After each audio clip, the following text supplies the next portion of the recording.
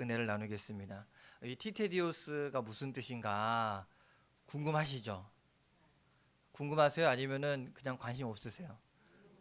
궁금하셔야죠. 어떤 학자가 1세기 교회 문서를 조사하다가 이 초대교회 그리스도인들의 명단이 기록된 문서를 발견했습니다. 참 중요한 고고학적으로 그런 문서인데, 그런데 이상한 것은 이 많은 그리스도인들 이름 앞에 히라버로 티테디오스라는 별칭이 붙어 있었다고 합니다. 예를 들면 티테디오스 피터, 티테디오스 존, 티테디오스 스테파노, 티테디오스 베드로, 티테디오스 한봉옥, 이런 식으로 이름 앞에 티테디오스가 붙었다는 거예요. 그래서 이 티테디오스가 무슨 뜻인가라고 조사를 해봤더니 이 히라버 단어가 염려하지 않는 사람이라는 의미를 가지고 있다는 것을 알았다고 합니다. 그래서 티테디오스 피터라고 부른다면 염려하지 않는 사람 베드로라는 의미를 가지고 있는 셈입니다. 그러면 왜 1세기 그리스도인들이 자기 이름 앞에 티테디오스, 염려하지 않는 사람이다 라고 글을 남겼을까? 왜 그랬을까? 아마 세상 사람들에게 알려주고 싶었던 것 같아요. 우리는 근심과 걱정 없이 염려 없이 그렇게 사는 사람들입니다 라고 이야기해 주는 것 같아요. 예수 믿는 사람들을, 우리는 더 이상 염려에 붙들려 있는 자들이 아니다 라는 것을 강하게 얘기해 주고 싶었던 것 같습니다. 여러분, 그들은 신자와 불신자의 차이를 다른 데서 찾는 것이 아니라 어디서 찾냐면 염려를 하느냐 염려하지 않느냐에서 그 차이를 찾았다는 것입니다. 여러분, 예수 믿는 우리는요 근본적으로 염려하지 않는 사람들입니다. 자, 한번 물어보겠습니다. 우리 지난 한 주 동안 염려를 했습니까? 안 했습니까? 안 했습니까? 오늘 저녁 뭐 먹지? 이것도 염려입니다. 내일 아침 뭐 먹지? 염려합니까? 안 합니까? 하지 않습니다. 믿음의 사람들은요 염려를 이긴 사람들입니다. 신자와 불신자가, 예수 믿는 사람이나 안 믿는 사람들이나 똑같이 어려움을 당했다고 가정을 봤을 때 이 불신자들은 어떻게 할까요? 대부분의 예수 안 믿는 사람들은 뭐부터 합니까? 어떡하지? 큰일 났네? 염려하고 근심합니다. 그런데 우리는 염려보다 뭐부터 할까요? 기도부터 하지 않습니까? 기도부터 하잖아요. 네. 어려운 일 생기면 염려부터 합니까? 기도부터 합니까? 기도부터 하죠. 기도하다 보면 어떻게 됩니까? 그 문제가 해결될 수도 있지만 그 문제를 통해서 하나님의 뜻을 깨닫게 됩니다. 그렇게 해서 오히려 그 어려움이 나에게 감사로 다가오는 경우들이 많이 있습니다. 그러면 예수 안 믿는 사람들이 묻습니다. 어떻게, 왜 염려하지 않습니까? 이런 큰일이 있는데 어떻게 천하태평이야? 어떻게 이렇게 마음 놓고 있어? 그럴 때 우리는 이렇게 얘기할 수 있어요. 우리는 예수님이 하나님의 아들인 것을 믿습니다. 그리고 그 하나님이, 그 예수님이 지금 나와 함께 가심을 내가 믿습니다. 그래서 염려하지 않습니다. 1세기 그리스도인들은요 이 사실을 세상에 알려주고 싶었어요. 너네 염려로 살지 우리는 염려하지 않아. 그래서 자기들의 이름 앞에 티테디오스라는 단어를 붙였다고 할 수 있습니다. 자, 그러면 왜 사람들이 염려할까? 우리도 염려하는데 왜 염려할까? 왜 그럴까요? 염려하면서도 왜 염려하는지 몰라요? 믿음이 없기 때문에 그래요. 믿음의 반대는요 염려입니다. 염려와 근심의 밑바닥에 흐르는 것은 불신앙입니다. 그래서 어떤 분이 이런 말을 했거든요. 염려의 시작은 믿음의 끝이요, 믿음의 시작은 염려의 끝이다. 염려는 하나님이 주신 마음이 아니라는 것입니다. 아까 제가 밥 얘기했잖아요. 근데 저녁 식사가 해결되지 않으면 오늘 저녁 뭐 먹지? 라고 고민하고 염려합니다. 근데 오늘 저녁에 목사님 밥 사준다 그랬어요. 그러면 어때요? 염려가 돼요, 안 돼요? 염려가 안 돼. 왜? 저녁은 이미 해결된 거예요. 근데 제가 그러진 않겠지만 밥 사준다 그랬다가 한 10번인가를 제가 약속을 파토낸 적이 있어요. 그러면 오늘 저녁 밥 사줄게요 라고 이야기하면 저에 대한 믿음이 없으면 어떻게 될까요? 오늘 저녁에 또 파토내면 어떡하지? 라고 또 염려가 될 것입니다. 하나님은요 살아계십니다. 염려는 하나님이 주신 마음이 아닙니다.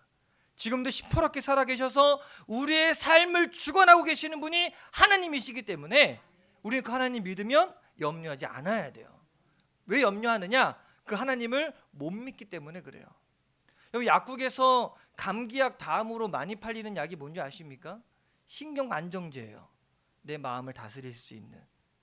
요즘에 정치 상황도 그렇고 경제 상황도 그렇고 자꾸 비행기가 불나기도 하고 터지기도 하니까 사람들이 비행기 타는 것도 겁내한대요. 어떡하지? 타고 나서도 염려한대요. 근심과 염려를 내 힘으로 이길 수 없으니까 사람들이 약의 힘을 빌립니다. 그리고 여러분은 안 드시겠지만 밤에 잠 안 오면은 세상 사람들은 이거 한 잔씩 먹습니다. 그렇죠? 네, 먹어보신 분들 계십니까? 근심에 눌려 잠을 잘 수 없으니까 술의 힘을 빌려서 잠시 잠깐 그 근심을 잃어버리고 싶어서 술을 먹고 잠을 청합니다. 그러나 여러분, 진정한 평화는요, 약이나 술로 얻을 수 있는 것이 아닙니다. 사람은 누구나 하나님을 만나야 됩니다. 그래야 하나님이 주시는 진정한 평안을 맛볼 수 있습니다. 어떤 면에서 가만히 보면 이 염려는요, 마귀가 뿌려주는 이 가라지와 같습니다. 마귀의 아주 놀라운 계략이에요. 예를 들어서 우리가 개인적인 문제에 묶여서 염려하기 시작하면 하나님 나라를 위해서 아무것도 할 수 없습니다. 우리의 힘은 한정되어 있습니다. 그래서 내 개인의 문제로 염려를 하면 할수록 하나님의 나라를 위하여 일할 여력이 없습니다. 대부분 그렇죠. 내 문제가 심각해지면 목사님 만약에 교회 일 좀 해달라 그러면 뭐라고 이야기합니까? 이거 먼저 해결하고요. 이거 먼저 해야 되니까.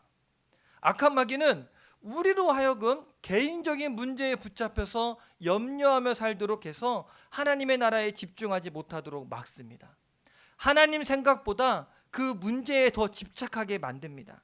그래서 누가복음 21장 34절에 보면 예수님께서 마지막 시대에 성도들이 빠지기 쉬운 세 가지 악에 대해서 이야기하시거든요. 그 악이 얼마나 무서운 것인지 무리로 하여금 영적인 깊은 잠에 들게 한다고 이야기를 합니다. 자, 그 말씀이 무엇인가 함께 읽어보겠습니다.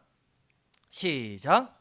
너희는 스스로 조심하라. 그렇지 않으면 방탕함과 술 취함과 생활의 염려로 마음이 둔하여지고 뜻밖의 그날이 덫과 같이 너희에게 임하리라. 자, 여기 보니까 죄악들이 나옵니다. 노란색 표시되어 있죠. 첫 번째가 뭡니까?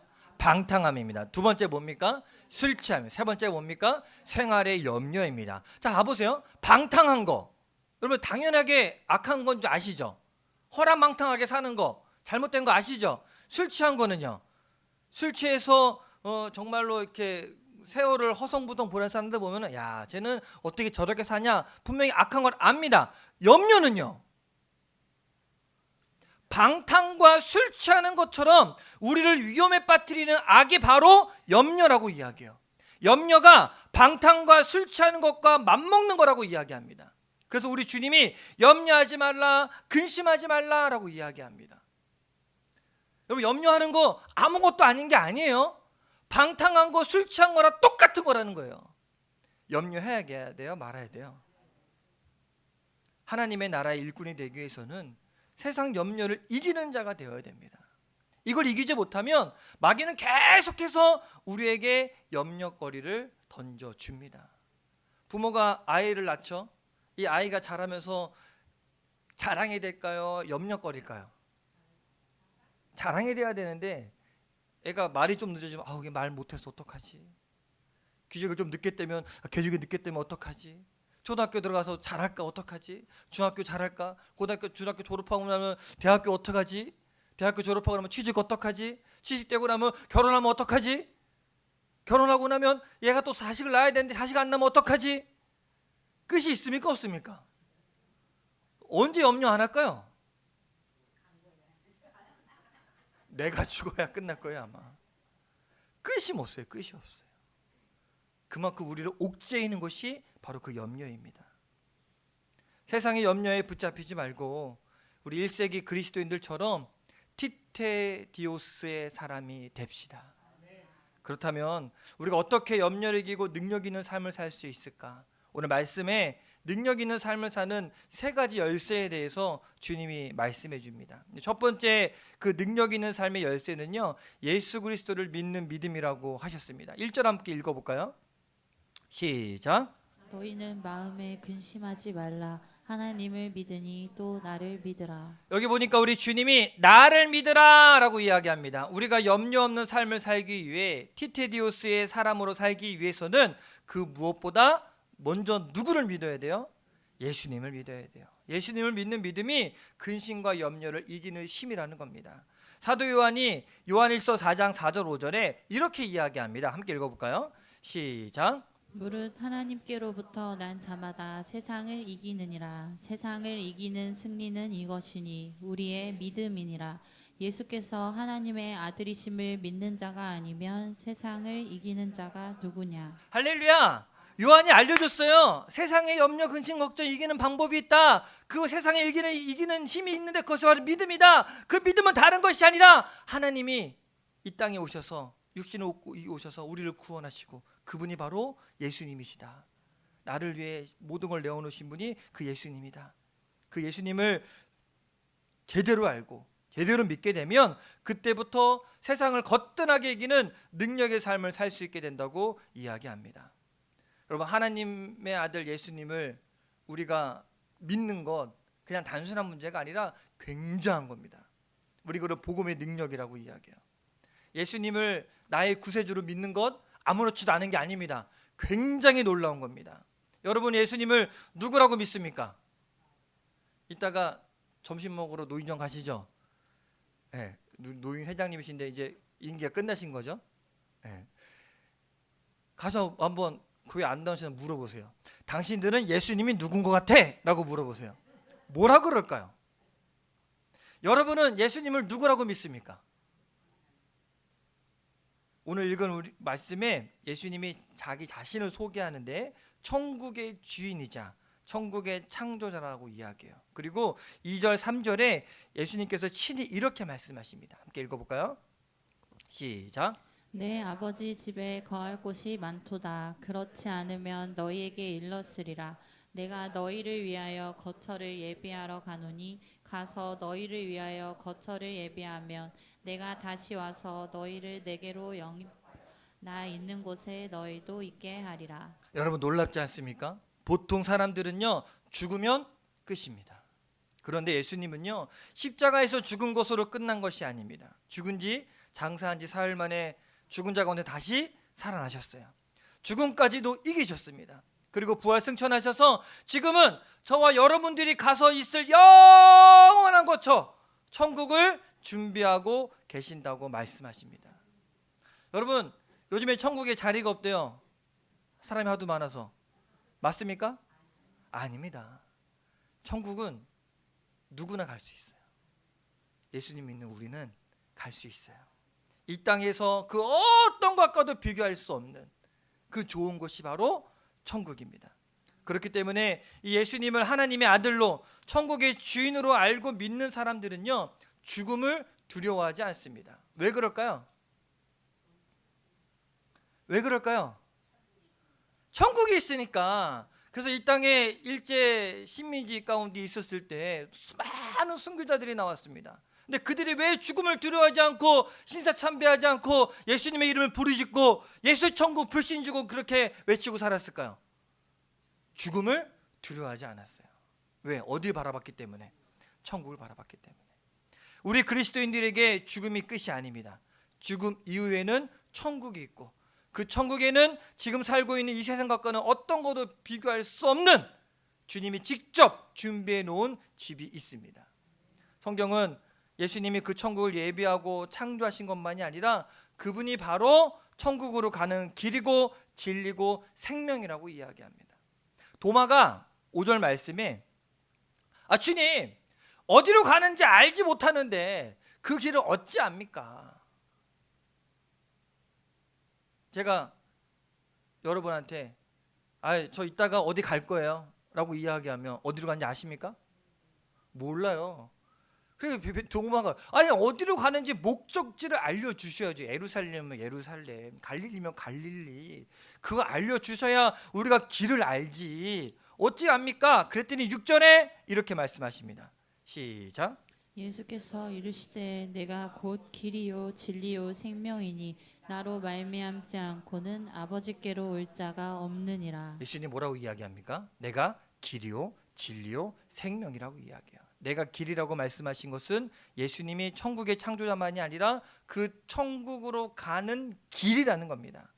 내가 진리라고 말씀하신 것은 예수님의야말로 모든 인생들이 찾고 또 찾고 또 찾는 그 진리고 말씀이고 모든 것이 된다고 말씀하신 겁니다. 또 생명이라고 말씀하신 것은 예수님이 바로 영생, 그 천국에서 영원히 살 생명이시라는 것입니다. 자, 그러면 진짜 예수님은 알고 믿으면 더 이상 방황할 필요가 없죠. 예수님만 믿으면 됩니다. 그분만 붙잡으면 됩니다. 예수님 한 분으로만 충분합니다. 확실하십니까? 뭐 이 말씀대로라면 우리 인생의 모두 통틀어서 다 필요 없어요. 누구만 있으면 돼요? 예수님만 있으면 됩니다. 아멘이십니까? 아닌 것 같아. 다른 것도 있어야 될 것 같지 않아요? 주님은 계속해서 이렇게 말씀하세요. 나로 말미암지 않고서는 아버지께로 올 자가 없다. 예수님은 천국 가는 여러 길 중에 하나가 아니라 유일한 길이라는 겁니다. 예수님 밖에는 방법이 없어요. 더 놀라운 것은 아직 그 말에도 의문이 풀리지 않아. 그런데 빌립이 이렇게 물어봐요. 주님, 아버지를 우리에게 보여주세요. 그리하면 족하겠습니다. 빌립은 아직 하나님을 보지 못했어요. 근데 성경에 보니까 하나님을 본 자가 있습니까? 모세가 봤어. 어딜 봤어요? 어딜 봤어요? 요즘에 성경 읽고 계시잖아요. 창세기, 출애굽기, 레위기, 민수기 쭉 읽고 나가 있잖아요. 거기 나와. 어떻게 봤어요? 너 나보면 죽어. 근데 내가 지나갈 테니까 지나가는 내 뒤통수를 네가 봐라. 그래서 지나가는 그 뒷모습을 모세가 유일해요. 성경에. 어느 누구도 하나님을 본 자가 없어요. 근데 빌립이 당돌하게 이야기하는 거예요. 보고 싶습니다. 보여주십시오. 그랬더니 주님이 이렇게 이야기하십니다. 9절 10절입니다. 함께 읽을까요? 시작. 빌립아, 내가 이렇게 오래 너희와 함께 있으되 내가 나를 알지 못하느냐? 나를 본 자는 아버지를 보았거늘 어찌하여 아버지를 보이라 하느냐? 내가 아버지 안에 거하고 아버지는 내 안에 계신 것을 내가 믿지 못하느냐? 할렐루야. 하나님을 보지 못하지만 나를 본다는 것은 아버지를 보았다. 예수님이 곧 누구란 얘기예요? 이 삼위일체 하나님을 그대로 표현하신 거예요. 예수님이 곧 하나님이라는 겁니다. 그리고 12절에 또 이렇게 말씀하십니다. 함께 읽어볼까요? 시작. 내가 진실로 진실로 너희에게 이르노니 나를 믿는 자는 내가 하는 일을 그도 할 것이요 또한 그보다 큰 일도 하리니 이는 내가 아버지께로 감이라. 여기 놀라운 약속의 말씀이 있습니다. 우리가 정말 예수님을 하나님의 아들로 믿는다면 우리가 예수님과 같은 일을 할 수 있고, 아니 예수님보다 더 큰 일도 할 수 있다고 이야기하십니다. 예수님을 그리스도로 믿는 믿음은 놀라운 것입니다. 어느 목사님이 농담 반 진담 반으로 이런 말씀하셨어요. 예수님은 3년 목회하시면서 12명밖에 교회를 부흥시키지 못했다는 거예요. 맞을까요? 틀릴까요? 맞죠? 예, 그 부활절하시까지 12명만 데리고 다니셨잖아요. 그죠? 맞아요? 아니에요? 그러면 저는 예수님보다 더 큰 일을 했네? 그쵸? 우리가 주님을 믿으면 주님은요 우리에게 일할 수 있는 힘을 주십니다. 더 큰 일을 할 수 있도록 도와주십니다. 우리 주님은 성도들이 세상 가운데서 소외되어서 어두컴컴한 곳 가서 눈물 흘리면서 힘들어하면서 그렇게 살길 원하지 않습니다. 세상의 아웃사이더가 되어서 세상을 한탄하면서 염려하면서 근심에 붙잡혀 살기를 원치 않습니다. 오히려 예수님은 예수님을 믿는 그 믿음으로 세상을 이기고 세상에서 승리하는 삶, 세상에서 예수님의 증인으로 살아가기를 원합니다.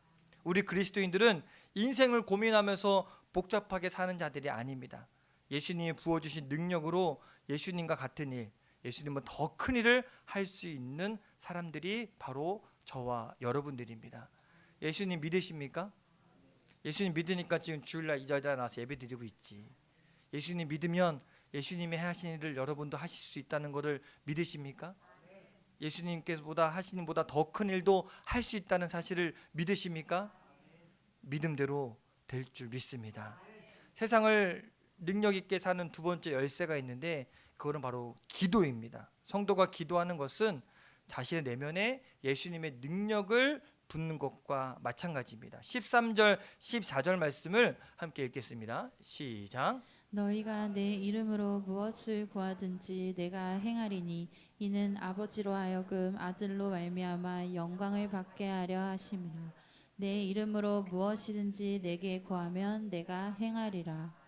여러분 기도하실 때 마지막에 뭐라고 기도하십니까? 기도는 우리 기독교만 하는 게 아닙니다. 불교도 기도해요. 그래서 백일 기도도 하고 거기든 우리보다 더 간절히 기도하는 경우도 있습니다. 또 이 우리 토속 신앙에서도 기도합니다. 정원수 떠놓고 빌기도 하고.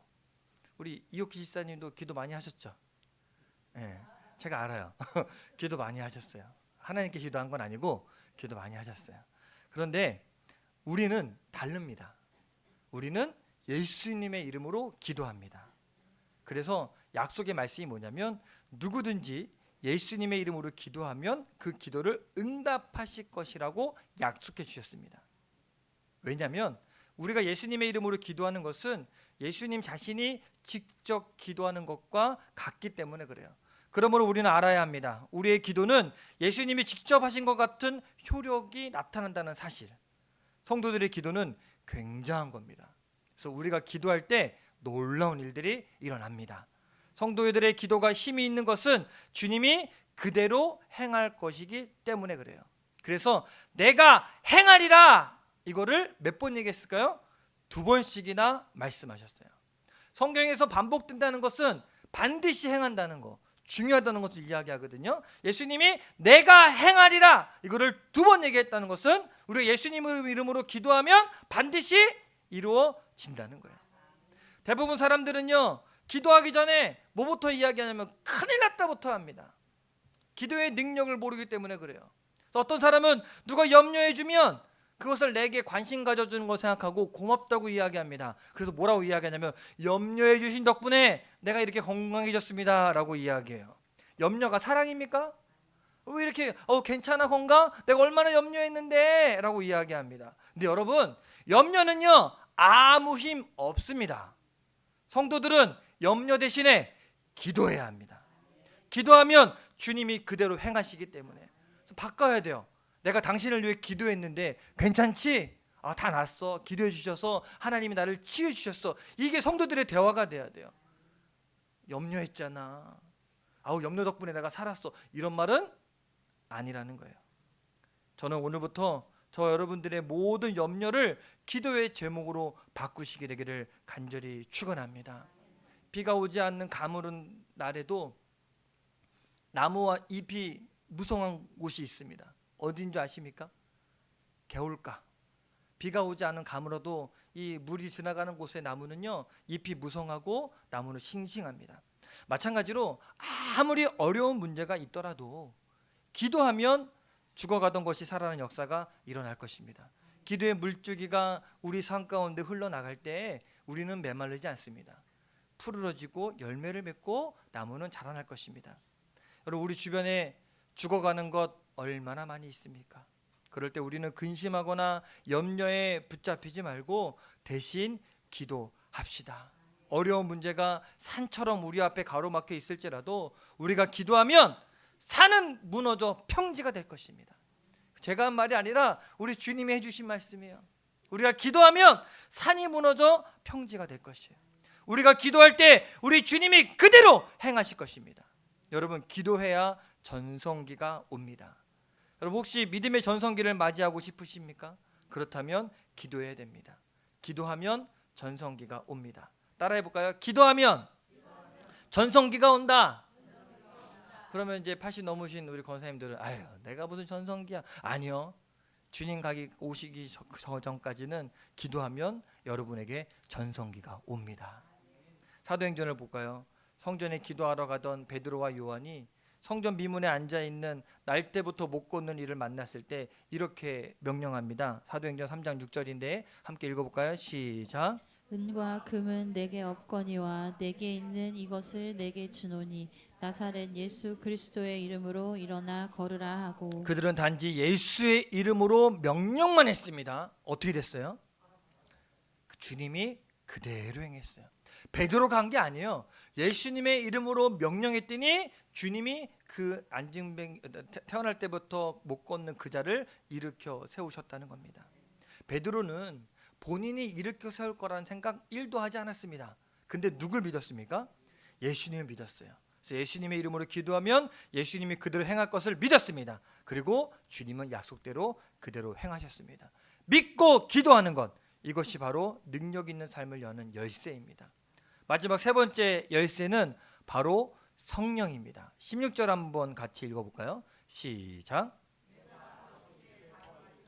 그가 또 다른 보혜사를 너희에게 주사 영원토록 너희와 함께 있게 하리니. 여기서 보혜사는 말은 히라버로 파라크레토스라는 이야기합니다. 이거는 위로자, 또 상담자라는 의미를 갖고 있습니다. 성령님이 우리 안에 오시면 우리의 마음을 위로해 주십니다. 그리고 성령님이 우리 가운데 오시면 우리의 모든 고민과 염려, 근심, 걱정을 상담해 주셔서 해결해 주십니다. 그리고 17절에 이렇게 말씀하게 함께 읽어볼까요? 시작. 그는 진리의 영이라 세상은 능히 그를 받지 못하나니 이는 그를 보지도 못하고 알지도 못함이라. 그러나 너희는 그를 아나니 그는 너희와 함께 거하시며 또 너희 속에 계시겠음이라. 너희와 함께, 너희 속에, 이거는요 실질적인 단어예요. 그냥 두리뭉실하게 관념적인 거나 이 추상적인 단어가 아니라 진짜 실질적으로 우리 속에 나와 함께 계시겠다는 겁니다. 여러분, 성령이 여러분 안에 계심을 믿으십니까? 어떻게 아세요? 성령님이 여러분 안에 있는지 없는지 어떻게 알아요? 아니, 알려줬어요. 제가 방법을, 답을 알려줬어. 또 까먹었어요? 성령님이 여러분에 계시면 여러분의 그 증거가 나타납니다. 네. 하나님을 아버지라고 고백하면 양자의 영이 우리 안에 있기 때문에 하나님을 아버지라고 고백하는 거예요. 성령이 여러분 안에 계신 거예요. 아니, 노인정 가서 물어보세요. 하나님을 아버지라고 하는가? 아버지라고 아무도 얘기하지 않아요. 그냥 하나님이라고 이야기하지. 근데 우리가 하나님을 아버지라고 고백할 수 있는 것은 내 안에 성령님이 계시기 때문에, 양자의 영을 주셨기 때문에. 확증되십니까? 자, 다시 물어볼게요. 여러분 안에 성령님이 계십니까? 실질적으로 계신 거예요. 그래서 18절에 보면 예수님은 당신이 제자들을 떠나고 난 다음에 제자들을 고아처럼 내버려 두지 아니하고 너희에게 다시 오겠다라고 말씀하셨어요. 그 말씀 그대로 예수님은 오순절 마가의 다락방에 모인 제자들에게 성령으로 다시 오셨습니다. 지금 그리고 이 자리에 우리 가운데 성령으로 함께 계십니다. 오늘날 예수님을 주로 믿는 모든 사람 안에 그들 속에 실제로 계신 분이 바로 성령님입니다. 주님이 성령으로 우리와 함께 계시는데 우리가 무엇이 두렵고 염려가 되겠습니까? 사도행전을 보면 베드로가 그 꼬맹이가 물어봤을 때 당신도 예수와 함께 있는 자 아닙니까? 라고 했을 때 베드로가 3번 부인했잖아요. 애가 물어봤는데 겁이 나갖고. 그랬던 베드로가 성령을 받으니까 그 두려운 염려 걱정이 사라지잖아요. 예루살렘 한복판에 가서 복음을 증거하잖아요. 하루에 3,000명이 회개한 역사가 일어나잖아요. 베드로가 뭐 교육받고 와서 바뀌었습니까? 아니요. 성령을 받으니까 완전히 벗겨서 모든 것을 이길 수 있는 힘을 그 안에 누리게 되었다는 겁니다. 여러분, 여러분도 성령님이 우리 안에 충만할 때에 세상 염려, 근심, 걱정 이길 수 있습니다. 오늘 저와 여러분들이 살아계신 하나님을 믿고 그분의 아들 예수 그리스도를 믿는다면 세상의 온갖 염려 이기고 능력 있는 삶 살게 될 것입니다. 자, 따라해볼까요? 염려는 이제 하지 말자. 안 할 수 있죠? 염려 대신에 뭐 하라고요? 기도하라고요. 우리가 여러 상황들이 처해고 그 상황마다 대처하는 방법이 다 다르겠지만 그래도 우리는 그 상황들을 이길 수 있는 방법이 있음을 압니다. 우리 안에 와 계신 성령님 때문에. 혹시 여러분 설교가 다 끝났는데 아직도 마음에 세상 염려에 사로잡혀 살고 있습니까? 하나님은 저와 여러분들을 염려하는 사람으로 부르지 않으셨습니다. 오히려 세상의 염려를 이기고 이 세상을 변화시키는 사람으로 우리를 불러주셨습니다. 그렇기 때문에 1세기 그리스도인들처럼 스스로 티테디오스라고 선포했던 것처럼 우리도 저와 여러분들이 티테디오스의 사람들이 되기를 주님의 이름으로 간절히 축원합니다. 한번 따라해 볼까요? 티테디오스. 뒤에 이름을 붙여서 이원주. 이제 안 속으시네. 자, 제 이름 부르지 마시고 여러분의 이름을 넣어서 티테디오스 이원주. 시작. 티테디오스. 네, 한 번 더 시작. 티테디오스 이원주. 아멘. 이제부터 염려하지 않는 사람들이 되시기를 주님의 이름으로 간절히 축원합니다. 우리 함께 찬양하고 기도하겠습니다. 우리 나는 믿노라. 이 가사가 우리의